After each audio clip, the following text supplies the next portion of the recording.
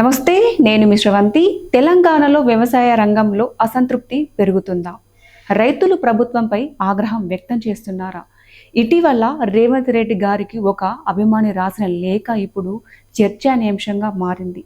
కామారెడ్డి జిల్లాకు చెందిన జి వెంకటేశ్వరరావు అనే వ్యక్తి తన బాధను వ్యక్తం చేస్తూ ప్రభుత్వానికి కొన్ని కీలక సూచనలు చేశారు. ఈ లేఖలో ఏముంది అంటే, రాష్ట్రంలో ప్రతి గ్రామం, ప్రతి మండలంలో రైతులు ప్రభుత్వంపై తీవ్ర అసంతృప్తి చెందుతున్నారని, వ్యవసాయ రంగంలో 65% వరకు వ్యతిరేకత ఉందని ఆయన పేర్కొన్నారు. రైతులు సొసైటీ దగ్గర ప్రభుత్వంపై విమర్శలు చేస్తుంటే తాను విని భరించలేకపోతున్నానని కూడా తెలిపారు. ముఖ్యంగా 2 అంశాలను ఆయన ప్రస్తావించారు. ఒకటి, రాష్ట్రంలో అమలు చేస్తున్న యూరియా యాప్పై రైతుల్లో అసహనం పెరుగుతుందని, దేశంలో ఎక్కడ లేని విధానం ఎందుకు ఇక్కడ అమలు చేస్తున్నారని ప్రశ్నించారు.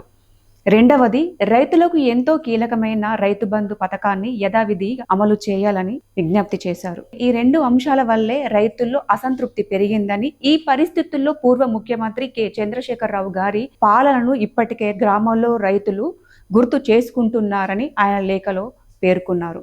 మరి ఈ లేఖపై ప్రభుత్వం ఎలా స్పందిస్తుంది? రైతుల సమస్యలపై ఎలాంటి నిర్ణయాలు తీసుకుంటుంది? ఇది ఇప్పుడు తెలంగాణ రాజకీయాల్లో చర్చానీయాంశంగా మారింది.